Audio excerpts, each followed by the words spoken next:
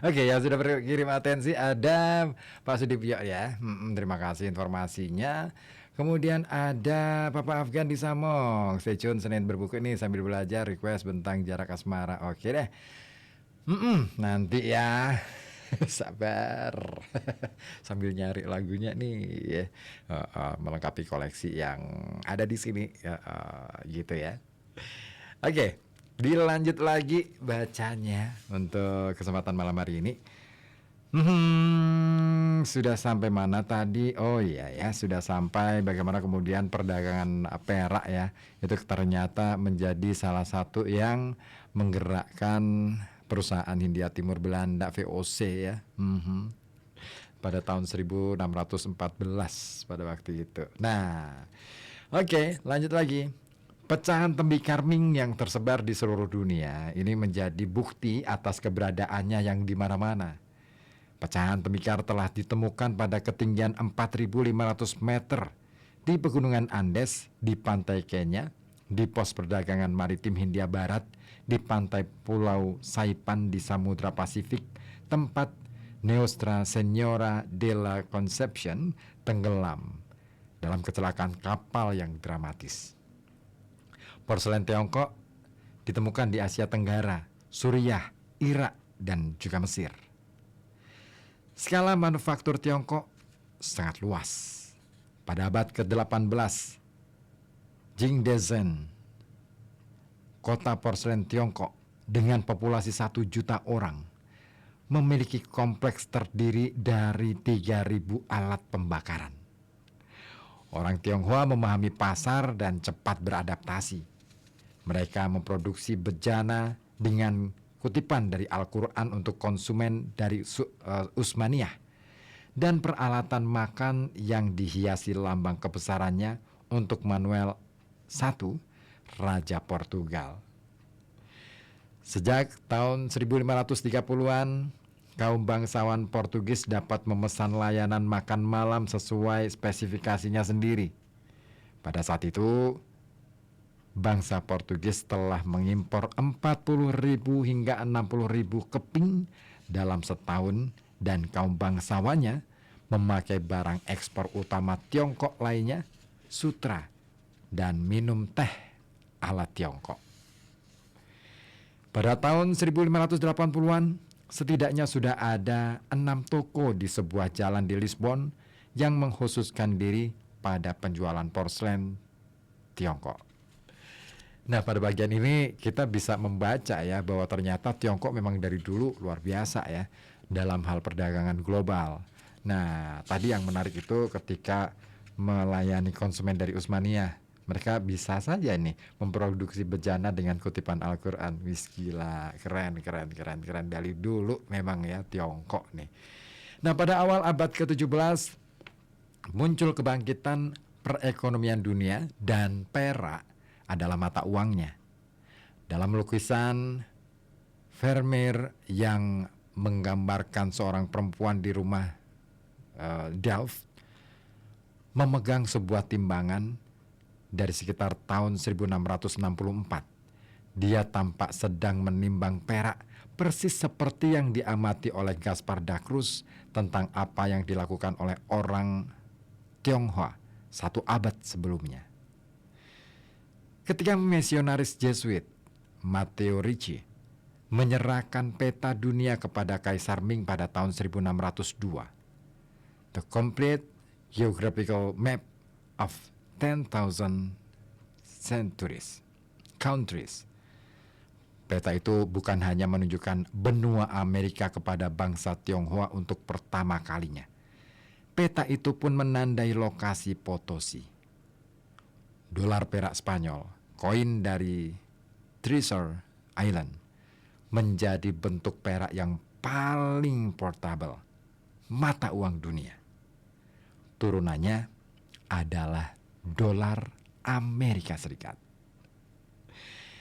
Pada saat yang sama, perluasan dari pertukaran Columbus, pergerakan tanaman dan spesies antara benua Amerika dan Eropa juga mencapai Tiongkok dalam apa yang disebut pertukaran Magellan. Kapal laut menjadi vektor migrasi tumbuhan yang datang melalui dua jalur. Dari Spanyol baru dengan Galium Manila dan dari orang-orang Portugis melalui Samudra Hindia. Seperti di tempat lain, hal ini membawa perubahan rezim ekologis. Upaya dini Cortes untuk menanam cengkih di Meksiko tidak pernah terwujudkan, tetapi tanaman yang melakukan perjalanan ke arah lain ternyata lebih sukses. Galium Manila membawa biji coklat, jagung, pepaya, kacang tanah, paprika, labu kuning, tebu, tembakau, dan tomat ke Kepulauan Filipina. Karena pelayaran ke arah barat lebih cepat dari Acapulco, kuda dan sapi dunia baru itu juga diangkut ke Manila. Beberapa tanaman pokok baru diperkenalkan ke Tiongkok dan secara dramatis akan mengubah pola gizi negara tersebut. Ubi jalar, jagung, dan kacang tanah cukup penting. Populasi Tiongkok meningkat 2 kali lipat pada abad ke-18. Dari 150 juta jiwa menjadi 300 juta jiwa. Pengenalan benih padi yang lebih cepat matang memungkinkan panen lebih banyak dalam setahun. Ditambah dengan impor baru lainnya dari benua Amerika yang mendukung pola makan di sela-sela masa panen padi. Lahan budidaya meningkat sebesar 50%. Pada abad ke-17, tembakau mencapai Tiongkok dan Jepang melalui Makau dan Filipina, kemudian digunakan secara luas. Popularitas nikotin menyebabkan inhalasi yang lebih berbahaya. Tak lama setelahnya, Belanda membawa opium ke wilayah tersebut dari India, dengan konsekuensi sosial dan politik yang baru dirasakan berabad-abad setelahnya. Perdagangan jarak jauh untuk aneka produk, bahan makanan, masakan, dan materi genetik menyebar ke segala arah dalam sebuah reaksi berantai. Misionaris Jesuit mengirim babi hutan Tiongkok kembali ke Portugal. Kue filo dari Afrika Utara melahirkan samosa di India dan lumpia di Tiongkok. Cabai menambahkan elemen baru pada masakan Tiongkok. Kelembak merah datang ke Eropa dari Tiongkok Selatan. Satsuma dari Jepang. Tempura, teknik memasak jeladren, dan makanan yang digoreng. Hidangan klasik Jepang dikenalkan melalui teknik bangsa Portugis dalam menggoreng sayuran, hadiah yang tidak berbahaya dibandingkan tanegashima. Kemungkinan besar kata tersebut diserap dari kata tempora, dalam bahasa Latin waktu, untuk berpuasa dari makan daging selama periode Prapaskah. Bukti pengaruh misionaris di negara tersebut. Semua cita rasa dan bahan makanan ini dipercepat perjalanannya oleh kapal laut. Ya, bangsa Eropa memasuki pola perdagangan Asia yang sudah sangat mapan, kemudian memperluasnya. Jaringan pertukaran menjadi makin rumit, mempercampurkan budaya, gambaran visual, masyarakat, tanaman, teknologi, dan penyakit, cacar dan astrolab, sifilis dan peta mu'alim. Sejarawan John Russell Wood melakukan rekonstruksi atas contoh jenis perdagangan rumit yang terjadi. Sebuah jam yang dibuat di daerah Flanders mungkin diekspor dari Lisbon, dibawa ke pusat perdagangan Portugis di Goa, tidak menemukan pembeli, lalu dibawa ke Malaka di semenanjung Malaya yang ditukar dengan kayu cendana, mungkin dari Timor. Kayu cendana dikirim ke Makau, lalu dijual untuk emas. Emas tersebut dibawa oleh perantara Portugis ke Nagasaki yang dapat digunakan membeli karya seni berharga, layar berlukis. Barang ini dibawa kembali ke Goa dan akhirnya kembali ke Lisbon. Cengkih yang akan dijual ke Maroko melakukan perjalanan dari Ternate melalui Malaka, Kochi, dan Lisbon. Lalu akan ditukar dengan gandum yang akan dikirim ke Afrika Barat. Manik-manik kaca Venesia dan pispot Flemish yang dibawa ke sana mungkin ditukar dengan lada, emas, dan monyet yang akan diangkut kembali ke Bristol, Antwerpen, dan Genoa. Ada keuntungan besar yang bisa didapat. Kenaikan harga rempah-rempah itulah yang awalnya membangkitkan imajinasi perdagangan abad ke-16. Koneksi maritim yang luas menunjukkan bahwa balikan sangat mungkin untuk menghasilkan uang dari uang. Perbedaan dalam nilai relatif emas dan perak di seluruh dunia dan kesadaran akan hal ini memberikan peluang baru untuk arbitrase, cikal bakal pasar uang yang ada pada zaman modern. Perak 2 kali lebih berharga bagi orang Tionghoa dibandingkan di Eropa. Sejumlah emas yang dibeli di Eropa dikonversi menjadi perak di sana, lalu dibawa ke Tiongkok. Dapat ditukar kembali menjadi 2 kali lipat jumlah emas yang asli. Kapal tidak hanya mengangkut bahan makanan dan mata uang, tetapi juga memindahkan orang-orang. Seperti halnya pecahan tembikar dinasti Ming, DNA manusia pun tersebar ke seluruh dunia. Dalam komunitas keturunan campuran, dalam eksploitasi, dan dalam pertemuan biasa. Pelaut meninggalkan jejaknya kemanapun mereka pergi. Tanda keberadaan orang Beski di Kepulauan Polinesia mungkin ditemukan dalam penemuan meriam perunggu di sebuah pulau karang. Kemungkinan besar dari Caravel San Lesmes yang terpisah dari armada Louisa akibat badai. Pada abad ke-16, perpindahan masyarakat secara besar-besaran mulai terjadi akibat paksaan. Perak dari Potosi yang diselundupkan oleh orang Portugis melalui River Plate berperan penting dalam gelombang pertama perbudakan di lautan dengan membayar ekspor orang-orang Afrika ke benua Amerika. Budak kulit hitam yang pernah dilihat oleh Thomas Gates di kota Meksiko yang didandani dengan perhiasan seperti mainan manusia eksotik untuk majikan Spanyol yang kaya raya adalah korban dari penggunaan perak secara global. Ada sekitar 20.000 dan 40.000 budak Afrika di Meksiko pada abad ke-17. Banyak dari mereka yang mengalami penderitaan yang lebih berat dibandingkan eksploitasi di hutan dan perkebunan Brasil. Sedangkan penduduk asli suku Andean di lubang neraka Potosi terjebak dalam lingkaran kejahatan. Mereka dipaksa menambang perak yang menghidupkan mesin perbudakan. Perak menyebar ke seluruh dunia, menciptakan dan menghancurkan. Di Jepang, Tanegashima mungkin telah membantu Shogun Tokugawa mengalahkan semua saingannya dan menyatukan negara itu. Tetapi kontrol atas tambang perak negara itulah yang membayar kemenangan tersebut. Konektivitas maritim juga memungkinkan masyarakat di seluruh dunia untuk saling bertemu antara satu sama lain. Jika orang Eropa memandang orang Cina sebagai sosok yang berbeda, menurut pandangan Gaspar da Cruz, wajah yang tidak disukai dengan mata kecil dan tanpa jenggot, hal itu pun dibalas dengan cara pandang yang sama.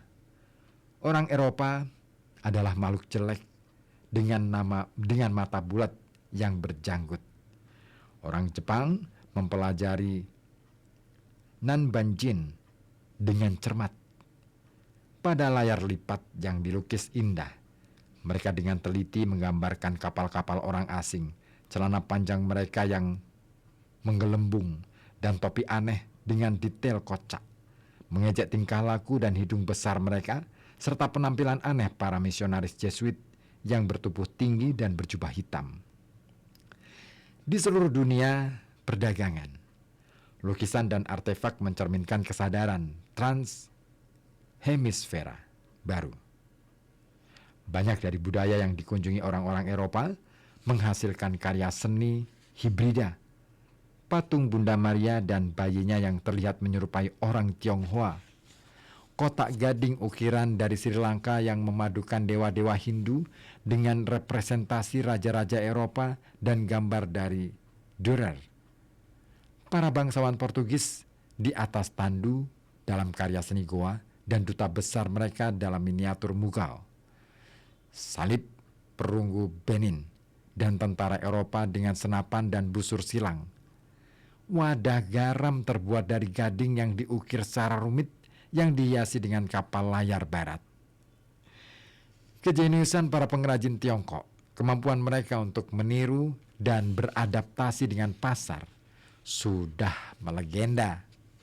Sebagian besar patung keagamaan Manila, patung Bunda Maria dan bayinya yang diukir dari kayu dan atau gading, salib emas altar dibuat oleh orang Tionghoa di kota itu. Dürer sendiri kagum dengan keterampilan seni orang-orang di luar benua Eropa. Sepanjang hidup saya belum pernah melihat sesuatu yang sangat membuat hati saya sedemikian gembira seperti benda-benda ini. Karena di antaranya adalah karya seni yang sangat indah dan saya kagum dengan kejeniusan orang-orang di negeri asing. Sungguh, saya tidak bisa mengungkapkan semua yang saya pikirkan di sana. Eropa berperang di pinggiran benua-benua besar. Baik bangsa Portugis yang memiliki markas di Malaka maupun bangsa Spanyol di Manila tidak memiliki kemampuan untuk menaklukkan kerajaan daratan besar, meskipun pemikiran untuk menginvasi Tiongkok pada akhir abad ke-16 melalui Manila didukung oleh orang-orang yang optimis. Pada akhirnya, akal sehatlah yang menang.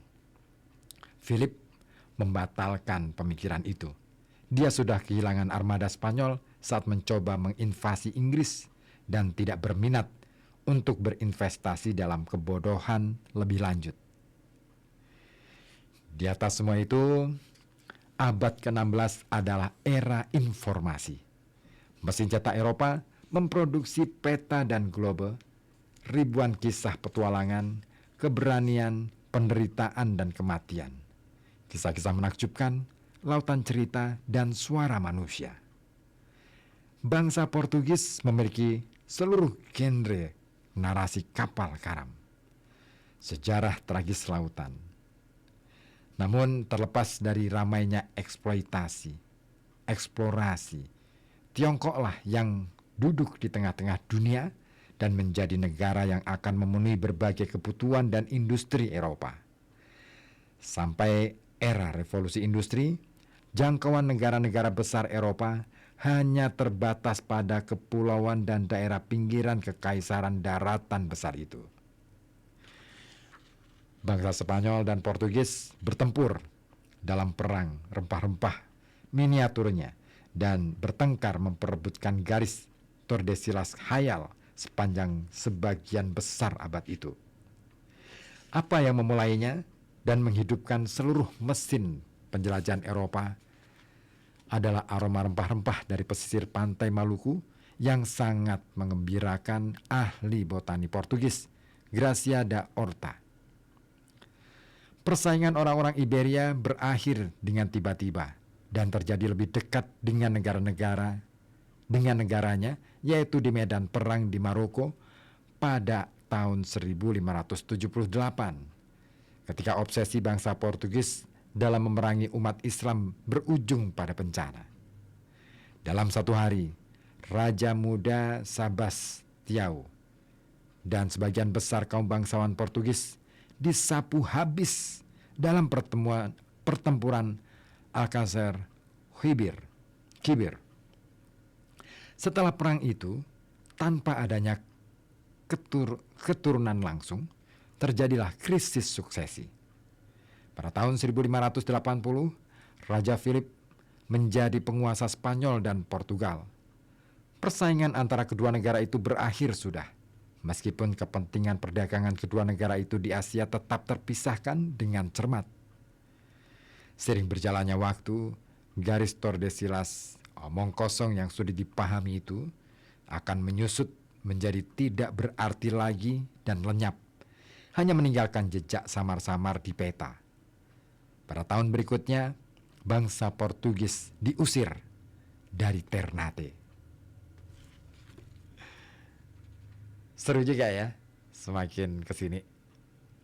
Oke, saya mau bacakan dulu yang atensi yang sudah masuk di 08554200912. Ada Nur Rahim. Ini bukan Ozi ya yang siaran. Oke, berarti asal-usul emas itu berasal dari Indonesia terus dibawa ke Eropa. Bukan Tiongkok ya. Enggak, gini. Sebenarnya kalau kita cermat ya, membacakan buku ini, sebenarnya emas perak itu di beberapa tempat ya ada. Terus kemudian Tiongkok lah yang kemudian memutarkan bagaimana perdagangan perak yang pada waktu itu bisa mengalahkan emas gitu ya. Tapi yang keren itu adalah bangsa Eropa sebesar Portugis dan Spanyol yang waktu itu bisa menguasai hampir separuh dunia gitu ya, ternyata nggak bisa menembus dinding pertahanan Tiongkok, daratan yang luas dengan kekaisaran yang luar biasa, satu-satunya negara pada waktu itu yang tidak bisa diinvasi oleh Eropa.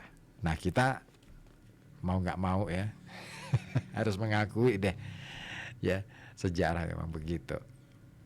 Baik, terima kasih Noroim di Waktu Kumpul Pemalang. Ditunggu juga atensi dari yang lainnya di 08554200912 masih di Serbuk Senin Berbuku.